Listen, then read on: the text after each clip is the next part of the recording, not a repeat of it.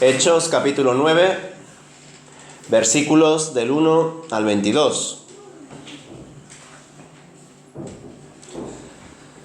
Escribe Lucas: mientras tanto, Saulo pronunciaba amenazas en cada palabra y estaba ansioso por matar a los seguidores del Señor. Así que acudió al sumo sacerdote. Le pidió cartas dirigidas a las sinagogas de Damasco para solicitarles su cooperación en el arresto de los seguidores del camino que se encontraran ahí. Su intención era llevarlos, a hombres y mujeres por igual, de regreso a Jerusalén encadenados. Al acercarse a Damasco para cumplir esa misión, una luz del cielo de repente brilló alrededor de él. Saulo cayó al suelo y oyó una voz que le decía: «Saulo, Saulo, ¿por qué me persigues?» «¿Quién eres, Señor?», preguntó Saulo. «Yo soy Jesús, a quien tú persigues», contestó la voz. «Ahora levántate, entra en la ciudad, y se te dirá lo que debes hacer». Los hombres que estaban con Saulo se quedaron mudos, porque oían el sonido de una voz, pero no veían a nadie. Saulo se levantó del suelo, pero cuando abrió los ojos estaba ciego. Entonces sus acompañantes lo llevaron de la mano hasta Damasco. Permaneció allí, ciego, durante 3 días, sin comer ni beber. Ahora bien, había un creyente en Damasco llamado Ananías. El Señor le habló en una visión y lo llamó: «Ananías». «Sí, Señor», respondió él. El Señor le dijo: «Ve a la calle llamada Derecha, a la casa de Judas. Cuando llegues, pregunta por un hombre de Tarso que se llama Saulo. En este momento él estará orando. Le he mostrado en visión a un hombre llamado Ananías que entra y pone las manos sobre él para que recobre la vista». «Pero Señor», exclamó Ananías, «he oído a mucha gente hablar de las cosas terribles que ese hombre les ha hecho a los creyentes de Jerusalén. Además, tiene la autorización de los sacerdotes principales para arrestar a todos los que invocan tu nombre». El Señor le dijo: «Ve, porque él es mi instrumento elegido para llevar mi mensaje a los gentiles y a reyes, como también al pueblo de Israel. Y le voy a mostrar cuánto debe sufrir por mi nombre». Así que Ananías fue y encontró a Saulo, puso sus manos sobre él y dijo: «Hermano Saulo, el Señor Jesús, quien se te apareció en el camino, me ha enviado para que recobres la vista y seas lleno del Espíritu Santo». Al instante algo como escamas cayó de los ojos de Saulo y recobró la vista. Luego se levantó y fue bautizado. Después comió algo y recuperó las fuerzas. Saulo se quedó unos días con los creyentes en Damasco y enseguida comenzó a predicar acerca de Jesús en las sinagogas, diciendo: «Él es verdaderamente el Hijo de Dios». Todos los que lo oían quedaban asombrados. ¿No es este el mismo hombre que causó tantos estragos entre los seguidores de Jesús en Jerusalén?, se preguntaban.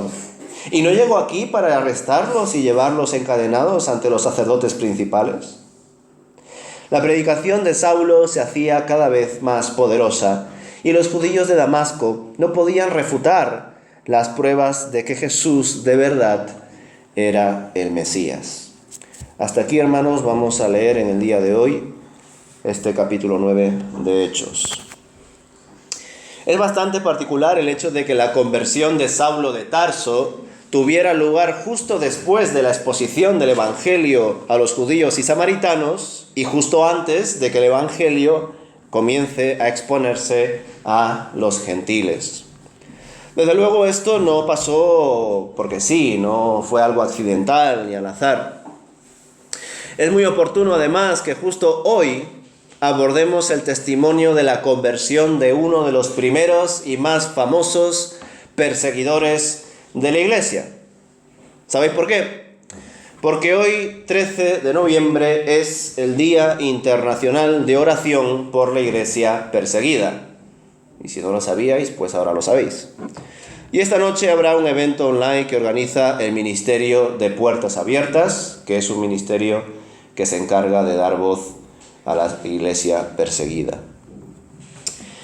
Comprobamos en los primeros versículos del capítulo 9 que Saulo continuaba con la misma actitud que ya en su día percibimos a principios del capítulo 8. Es decir, continuaba persiguiendo a los seguidores de Jesús y todo bajo la aprobación de ciertos líderes religiosos corruptos y por encima de ellos del sumo sacerdote.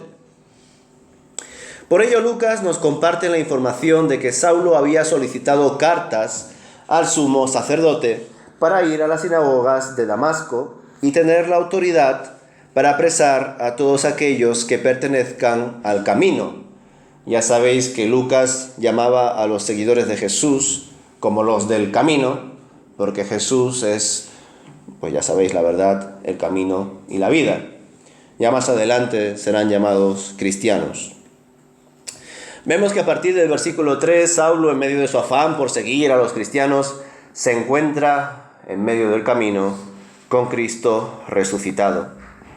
Y todo ese encuentro se recoge de los versículos 3 al 8, y esto era importante, este encuentro era fundamental, un encuentro presencial para su futuro apostolado. En medio de los detalles que aparecen en estos versículos, debemos destacar la preciosa identificación del Señor Jesús con su iglesia. Pues en verdad Saulo no estaba persiguiendo a Jesús. Si lo pensamos bien, para Saulo Jesús fue un falso profeta. Él lo que estaba persiguiendo eran las ideas que habían calado en varios judíos y que ellos a su vez estaban, ¿verdad?, pues dándole su publicidad, su expansión en medio de Jerusalén y de otras regiones. Él en definitiva estaba persiguiendo a los seguidores de Jesús. Y sin embargo, cuando Jesús se presenta, Él se identifica con la iglesia y le dice: ¿por qué me persigues? Como digo, no le estaba persiguiendo a Jesús, pero Jesús sí se identifica con su iglesia. Con esto nos muestra, evidentemente, el autor Lucas, que la iglesia es de Dios y que aquel que se mete con la iglesia se mete con el mismísimo Dios. Vemos que la visión de la presencia corpórea del Jesús resucitado solo la tiene Saulo, pues las personas que le acompañaban en su marcha a Damasco solo escuchaban la voz de Jesús, pero no lo veían, a diferencia de Saulo. Además, justo después de esa visión, Saulo se había quedado ciego. Por ello sus compañeros tuvieron que guiarlo hasta Damasco. Lo particular es que allí se quedó 3 días sin poder ver y tampoco sin comer ni beber. A saber qué reflexiones habrá tenido concretamente Saulo durante estos 3 días donde no vio, no comió ni bebió. Posiblemente analizando y ya también retomando una actitud no solamente de reflexión, sino de arrepentimiento por todo lo que había hecho contra la gente del camino. Por otro lado, a partir del versículo 10, Lucas nos comparte la aparición y contribución de un discípulo llamado Ananías, el cual había tenido una visión de Dios para ir a donde estaba Saulo, el cual, ya sabéis, se encontraba en la casa de un tal Judas orando, y él también había tenido otra visión donde veía que Ananías fue a por él para quitarle la ceguera. Este discípulo llamado Ananías se resistió en un principio, porque era consciente de que este hombre Saulo había venido a Damasco para perseguir a los cristianos, apresarlos y llevarlos a Jerusalén. Por otro lado, ya había escuchado las noticias acerca de lo que había pasado en Jerusalén, ¿verdad? Por eso él estaba como preocupado e incluso en un principio no quería ir a la presencia de Saulo. Leemos en los versículos 13 en adelante: «Pero Señor, he oído a mucha gente hablar de las cosas terribles que ese hombre les ha hecho a los creyentes de Jerusalén. Además tiene la autorización de los sacerdotes principales para arrestar a todos los que invocan tu nombre». El Señor le dijo: «Ve, porque él es mi instrumento elegido para llevar mi mensaje a los gentiles y a reyes, como también al pueblo de Israel. Y le voy a mostrar cuánto debe sufrir por mi nombre». Así que Ananías fue y encontró a Saulo, puso sus manos sobre él y dijo: «Hermano Saulo, el Señor Jesús, quien se te apareció en el camino, me ha enviado para que recobres la vista y seas lleno del Espíritu Santo. Vemos en este versículo 17 que Saulo recibe el Espíritu Santo, sin necesidad de que se lo dé ningún apóstol, pues es Dios mismo quien da el Espíritu a través de quien Él quiera. Vemos que más adelante recobra la vista y fue bautizado para identificarse plenamente con Cristo y con el pueblo del Señor. Automáticamente después vemos que Saulo pasó a predicar acerca de Jesús en las sinagogas, diciendo que Jesús es el Hijo de Dios.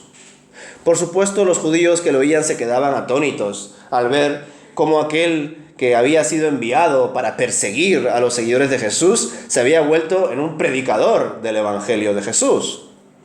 Saulo, en medio de la adversidad y pese a los comentarios de estos judíos de las sinagogas, se fortalecía y continuaba predicando acerca de Jesús en Damasco, y por supuesto todo esto solo acababa de empezar.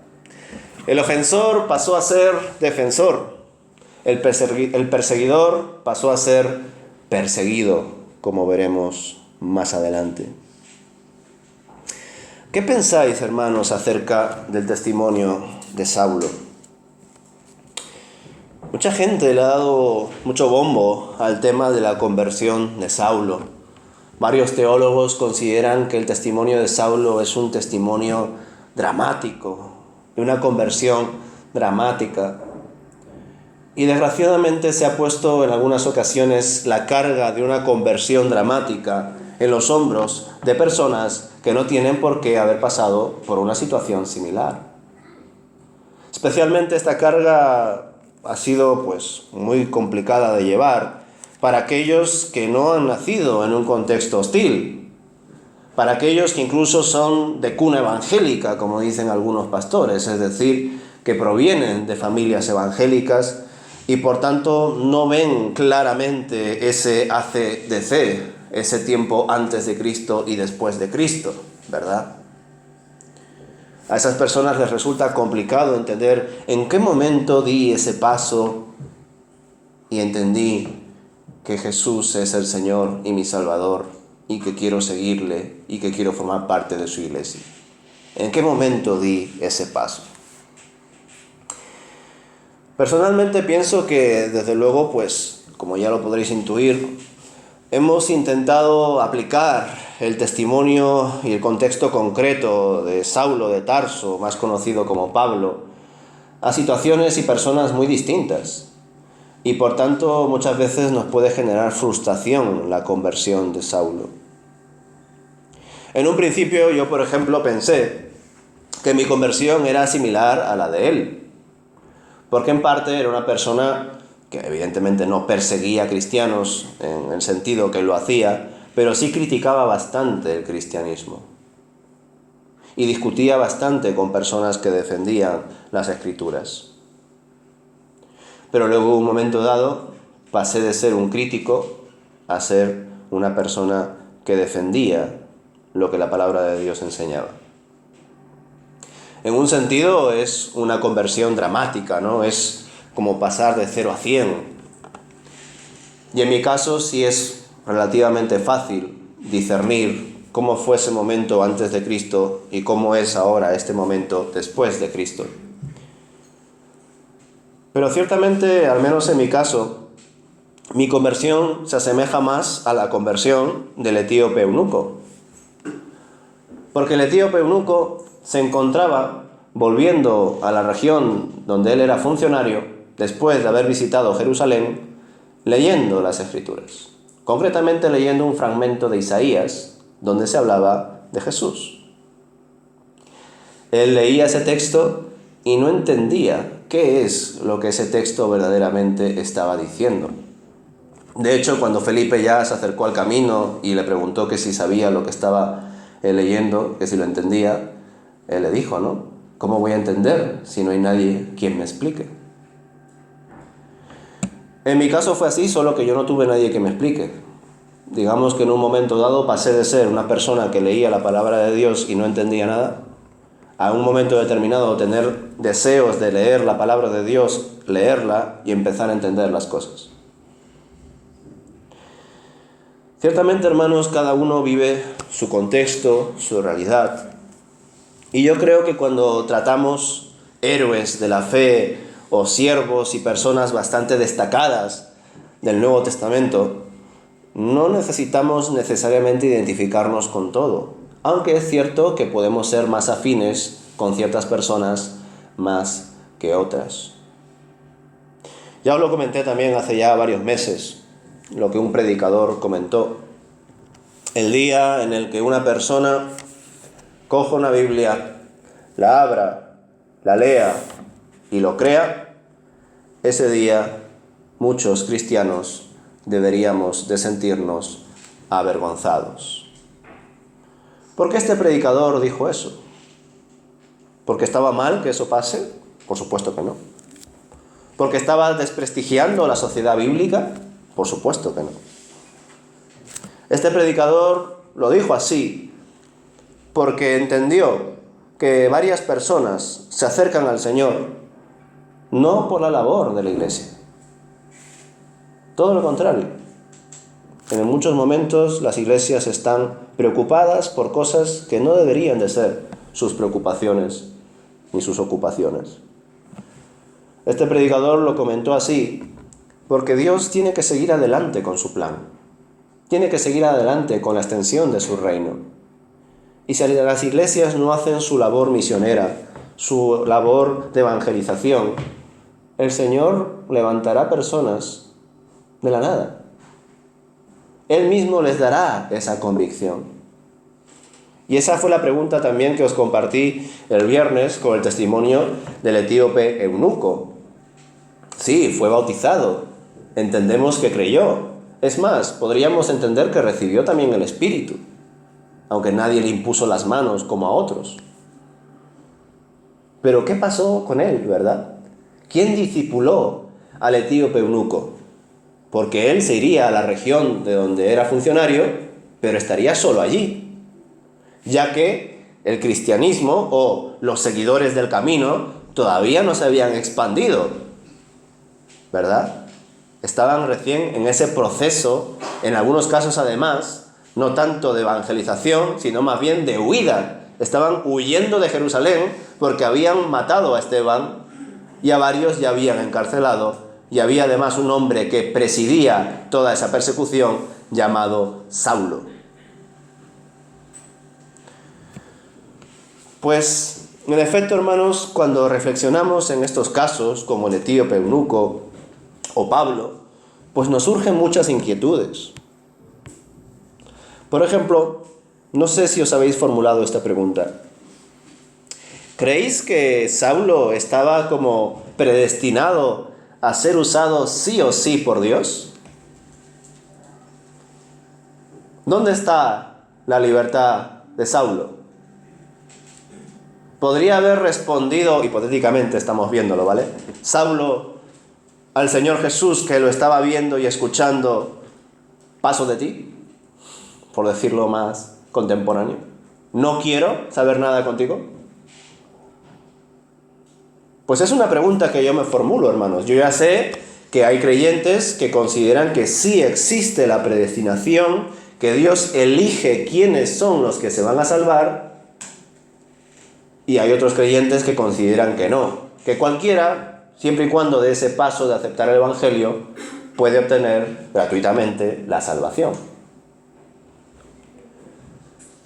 Pero independientemente de estos dos movimientos, pues en el caso del Saulo, da la sensación de que él en verdad no tuvo parte en medio de esa elección. Dios ya tenía en mente que él iba a ser usado por Dios. ¿Hasta qué punto Saulo pudo haber tenido otra vida? ¿Por qué quiso Dios usar a alguien con su perfil? Pues desde luego el testimonio de Saulo es uno de los más impactantes en las Escrituras.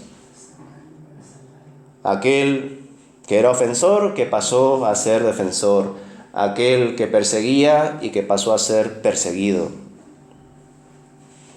No me imagino el gran impacto que habrán tenido todos los judíos de las sinagogas de Damasco, que sabían ya, al igual que los habitantes de Damasco, como Ananías, que Saulo era famoso por perseguir a los cristianos. Y de repente al verlo, no solamente no los perseguía, no solamente no los encarcelaba, sino que además predicaba acerca de Jesús.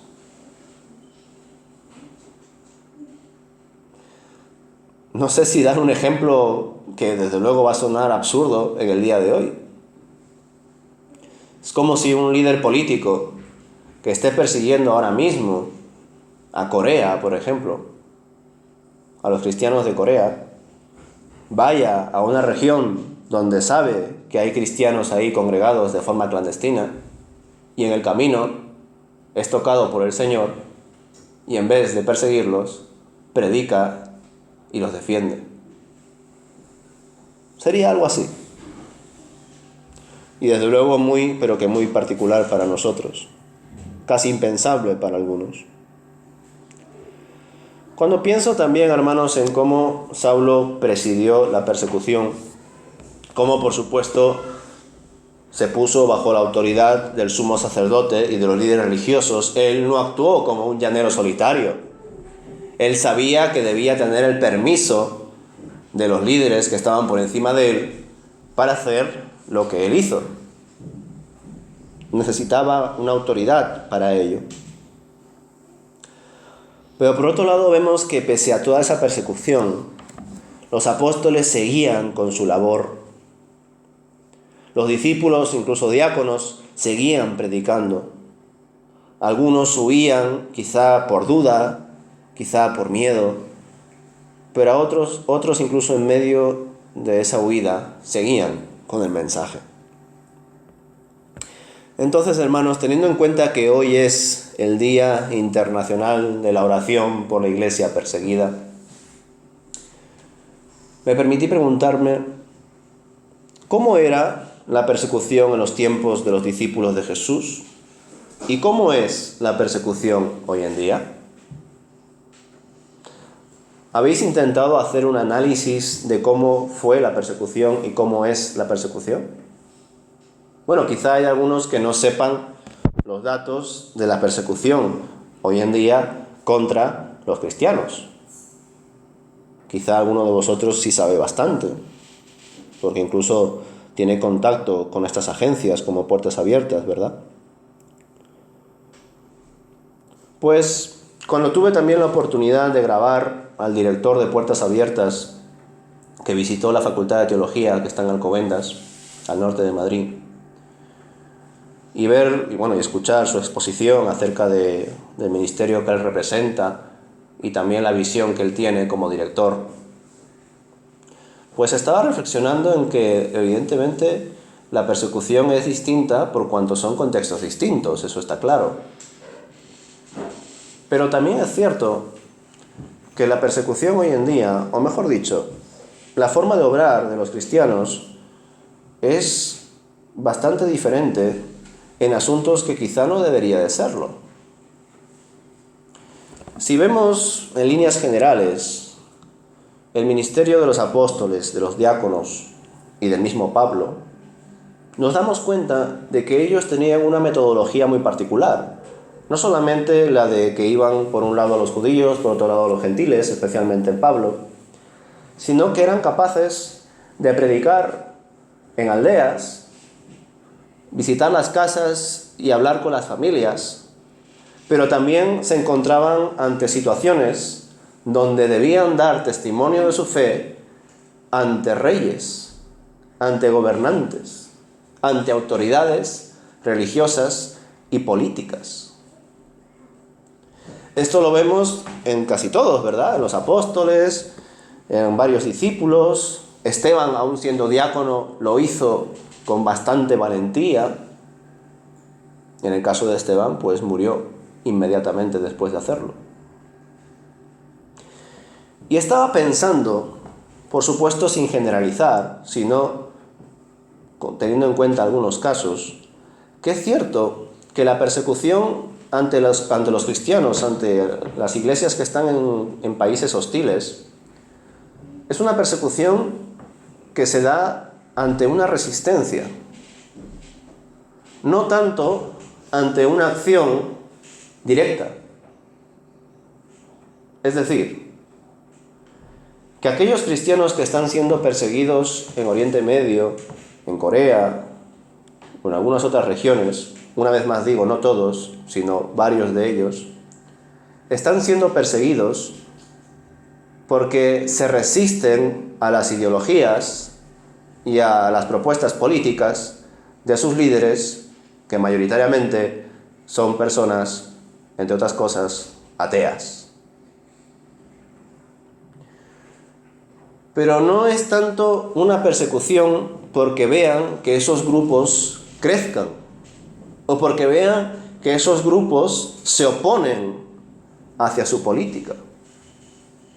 No sé si lo habéis pensado.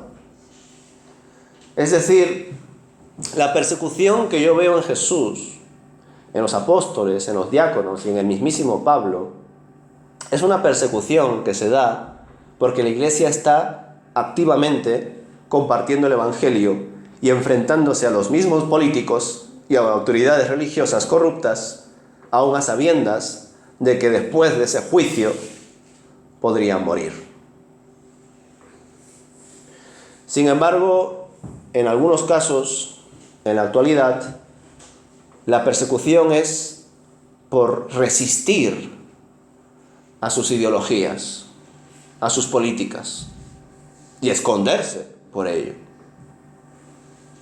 Creo que hace unas semanas os compartí el caso de una cristiana coreana que oraba por nosotros también, no solamente por su situación, y como compartió el director de Puertas Abiertas, Ted Blake,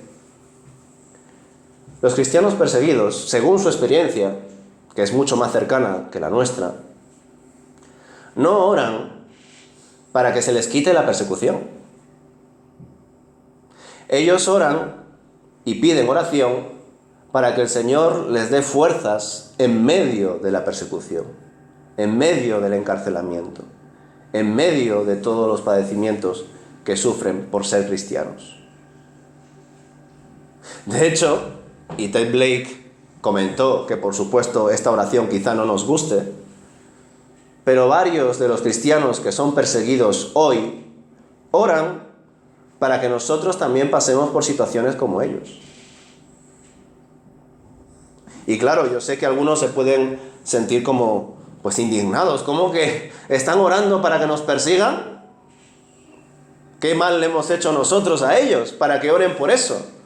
Bueno, ya sabemos que hay mucha gente que ora a Dios por cosas incoherentes. Pero en el caso de ellos, hermanos, oran para que llegue la persecución en España y en otros lugares donde hay libertad religiosa, porque saben que el contexto de la persecución ayuda a que la fe verdadera en Cristo Jesús crezca, dé frutos, que la gente reaccione, que entienda que su fe es lo primero, no algo que lo asemejan al domingo o a las noches o a cuando voy a comer para dar gracias. No, que la fe es todo, que mi vida es Cristo. No obstante, como he dicho, por supuesto entiendo que las iglesias que estamos en países de tolerancia, de libertad religiosa, pues tenemos otra realidad. Y entiendo perfectamente que en medio de esa realidad también podemos, a nuestra manera, padecer por nuestra fe. Pero cuando analizo cómo se vivía la fe en los tiempos de Jesús y en los tiempos de Pablo, y cómo se vive ahora, pues como ya os he compartido de alguna forma u otra en otros momentos, me da la sensación de que es mucho más difícil vivir la fe en un contexto como el nuestro que en un contexto de persecución. Y fijaos lo que acabo de decir. Porque lo que acabo de decir parece totalmente absurdo, y soy consciente de ello. Lo vuelvo a repetir. Creo que es más difícil vivir la fe en el contexto de tolerancia y libertad religiosa en el que nos encontramos que en contextos de persecución y encarcelamiento. Pero ¿sabéis por qué creo que es más difícil? Porque los seres humanos solemos, digamos, ser personas que de algún modo creemos que somos autosuficientes, que tenemos en algunos casos mucha confianza en lo que hacemos y en que somos buenos y todas estas cosas. Es decir, desde luego se supone que las iglesias que están en situaciones de libertad religiosa, de tolerancia, donde incluso el ayuntamiento, si solicita las cosas a su debido tiempo y en buena forma, te puede ceder un terreno para que tú ahí construyas un local y tengas tu iglesia. Eso sería impensable en situaciones y en países hostiles frente a la fe cristiana. Nosotros que tenemos la libertad de congregarnos todos los días, de leer las Escrituras, cuando muchos de ellos solamente pueden esconder porciones de la Biblia, porque entran a sus casas y tiran todo al suelo para ver si tienen algún elemento religioso, hermanos. Nosotros tenemos la libertad de leer las Escrituras en cualquier momento y en la versión que más te guste. Y hasta incluso leer diferentes comentarios y análisis acerca de las Escrituras. Pero muchos de ellos intentan guardar aunque sea una pequeña porción en alguna parte de sus casas y por supuesto también trabajan la memorización porque no pueden tener las Escrituras físicamente en sus hogares. Yo también alguna vez se lo he compartido a mi esposa. Yo creo que para mí, entre comillas, es más fácil, entre comillas, ser creyente que para personas como ella o como vosotros. ¿Sabes por qué? Porque yo soy pastor. Puedo ser disciplinado o indisciplinado. Ojalá sea disciplinado. Pero si soy indisciplinado, debido a mi función, a mi ministerio, de algún modo u otro, se supone, estoy forzado a leer las Escrituras. Estoy invitado a tener presente a Dios en mi vida. Y desgraciadamente aún así hay muchos pastores que no viven la fe para nada, que no tienen a Dios en cuenta en sus vidas en absoluto y que manipulan a la iglesia por ello, porque solamente piensan en su yo personal. Pero sin embargo, yo en muchas cosas os admiro, hermanos, porque vosotros tenéis, la mayoría de vosotros, oficios que en algunos casos podríamos decir que aparentemente no tienen nada que ver con la espiritualidad. Y digo aparentemente, porque sí tienen que ver. Pero a veces es difícil encontrar la relación. Fijaos, mi labor está totalmente, gracias a Dios por ahora, vinculada a la iglesia.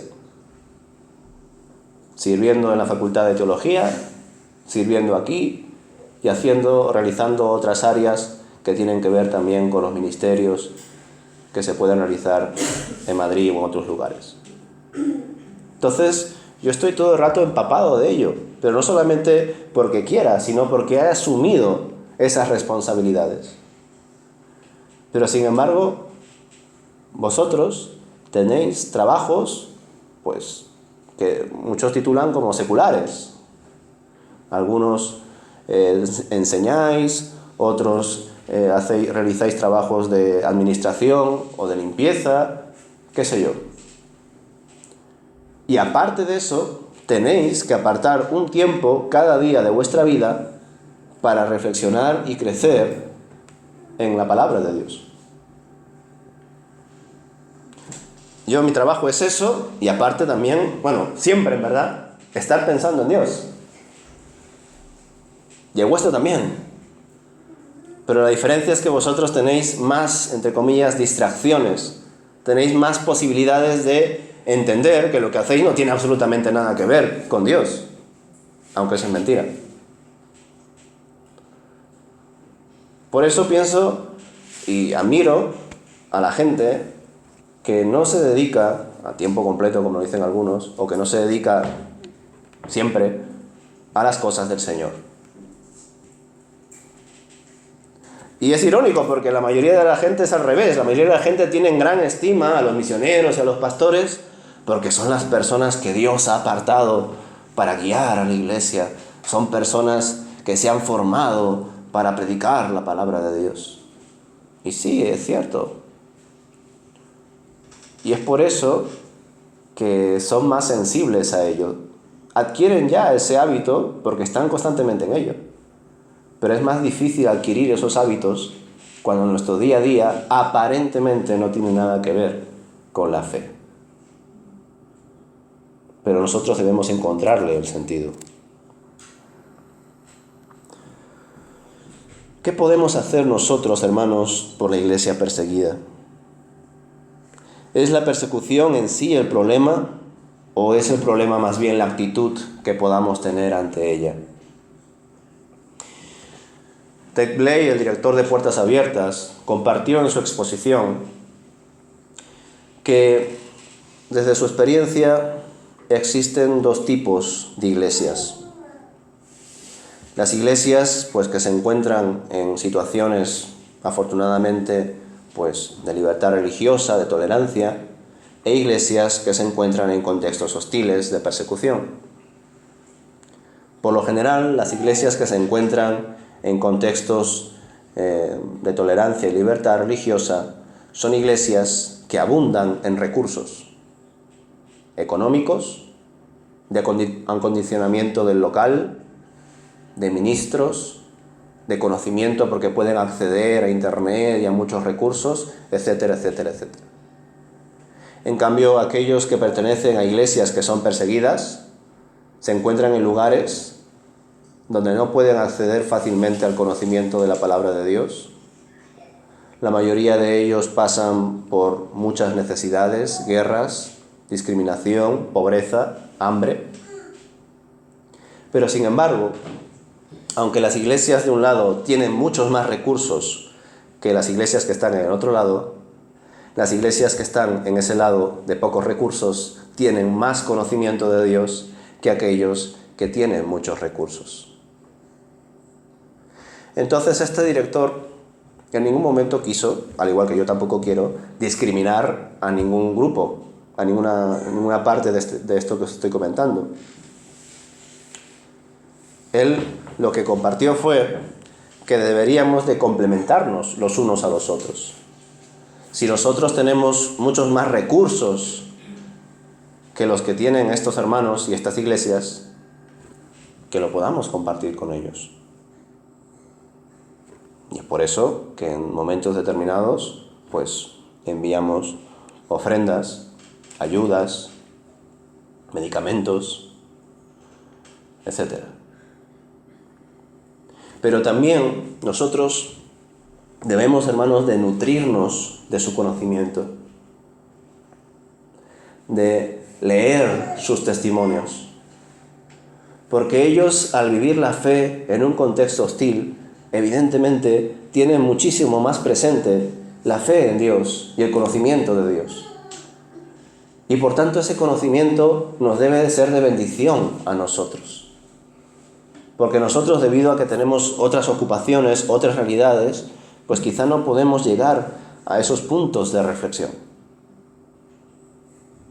Entonces, aquello que tengamos en abundancia, hay que darlo. Porque ellos están encantados de que lo que ellos tienen en abundancia nos lo puedan compartir. Existen muchos libros, vídeos, recursos que vosotros podéis acceder dentro de nada, de unos minutos cuando termine el culto, si queréis, y empaparos de esa realidad. Y yo creo que empaparse de esa realidad, hermanos, nos ayuda a dar un significado más profundo a las Escrituras. Porque claro, muchos pastores y seminarios inciden en la importancia de aplicar las Escrituras a nuestro tiempo. Y eso es bueno. Y evidentemente estos tiempos de persecución, al menos con nuestro contexto, no tiene demasiado que ver. Y debemos hacer un ejercicio para entenderlo y aplicarlo a nuestro tiempo, pero que no se convierta nuestro contexto en el elemento por el cual interpretemos solamente la palabra de Dios. Es decir, si yo solamente leo a estos héroes de la fe y todas estas enseñanzas y las intento diluir y aplicar a mi vida porque mi contexto es totalmente distinto, quizá estoy haciendo bien a medias. ¿Por qué? Porque se supone que esta realidad no solamente debe ser contextualizada en la mía, sino que de algún modo yo tengo que cambiar, transformar mi realidad para que sea la más apta para la extensión del reino de Dios. Y esto también va en relación, hermanos, con lo que vimos en el estudio bíblico. Algunos pensáis, y con razón, que estos temas de los pecados sexuales o la homosexualidad no se hablan en la iglesia mucho. Y si se hablan, en muchos casos se habla de una forma muy autoritaria, sin ser sensibles con el tema, incluso cortando posibles preguntas o intervenciones. Hermano, yo estoy plenamente convencido de que si las iglesias evangélicas, por un lado, hiciesen el ejercicio de leer toda la palabra de Dios y reflexionar como iglesia en todo lo que la palabra de Dios dice, y luego automáticamente todo ese consejo de Dios lo compartamos afuera, yo estoy convencido de que en pocos días habrían denuncias, habrían juicios y en definitiva habrían problemas. Y cuando a veces voy, hermanos, a reuniones, vamos a decir, de tipo institucional, conmemorando un día o una actividad, por ejemplo la Reforma u otras cosas, y estas organizaciones evangélicas invitan a las autoridades políticas, al alcalde o al representante de asistencia religiosa o lo que sea, bueno, por un lado, casi nunca vienen. Estas autoridades políticas casi nunca vienen a nuestras reuniones institucionales y de conmemoración. ¿Sabéis por qué? Pues porque no somos Brasil. En Brasil, el voto del evangélico tiene mucho peso. Y lo hemos visto recientemente con lo de Bolsonaro, ¿verdad? Pero aquí ¿qué representa el voto evangélico? ¿Qué somos? ¿Un 1% de la población? ¿Un 2 quizá? 1,6. Muy bien. No representamos casi nada. Por eso es que un político no pierde su tiempo en asistir a nuestros eventos. Pero ojo que yo no estoy haciendo aquí proselitismo ni nada de que tenemos que meternos en política o cosas así. Al igual que yo entiendo que Jesús no se metió en política, ni Pablo tampoco, pero sí habló delante de políticos. ¿Verdad? Sí compartió lo que él creía delante de autoridades religiosas y políticas. Y quizá esa parte del ministerio, de la misión, de la evangelización, también nos hemos olvidado. Y cuando veo, especialmente por ejemplo en Estados Unidos, que sí hay una relación entre líderes evangélicos y políticos, veo que esa relación es una relación donde a esa gente le tiemblan las piernas. Donde piensan que orar por el político, como bien lo expresa José de Segovia en varios de sus artículos, es ya como de algún modo influir en su vida y como ponerse a su lado y tener una especie de triunfo de la fe y del evangelio frente al político. Cuando en verdad ese político, un día oran por él los evangélicos, otro día oran por él los ortodoxos, otro día oran por él los católicos, porque el político lo hace pues porque así gana más votos. Así los seguidores de esa denominación cristiana se sienten más afines, pero no porque crean en lo que tú estás haciendo, ni sientan respeto por ello. aunque aparentemente parece que sí, guardan las formas y todo. Y no es esa la relación que yo veo en las Escrituras, hermanos. Yo no veo la relación con los políticos para darles aplausos o para ponernos la manita en la espalda. Yo veo que hay relaciones con los políticos para decirles la verdad. Y quizá eso las iglesias no lo estamos haciendo bien. Y hay tanto temor o tanta desinformación que incluso hay iglesias que están sufriendo persecución, eso es indudable, pero que están sufriendo otro tipo de persecución. Están sufriendo persecución por resistencia, porque están resistiendo a no volverse como los demás. Pero la persecución que vemos aquí es por una acción activa de la iglesia. La iglesia yendo y enfrentándose a la gente aún sabiendo que iban a morir por ello. Y eso lo hizo el mismo Jesús también.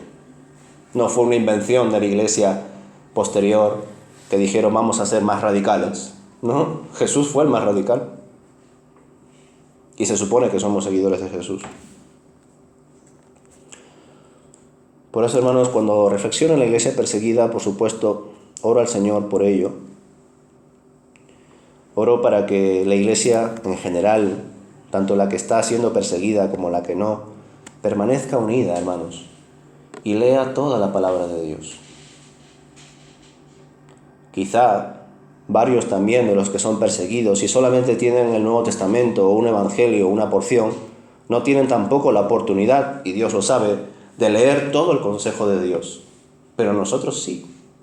Y sin embargo ellos tienen más conocimiento que nosotros. ¿No os parece un poco incongruente?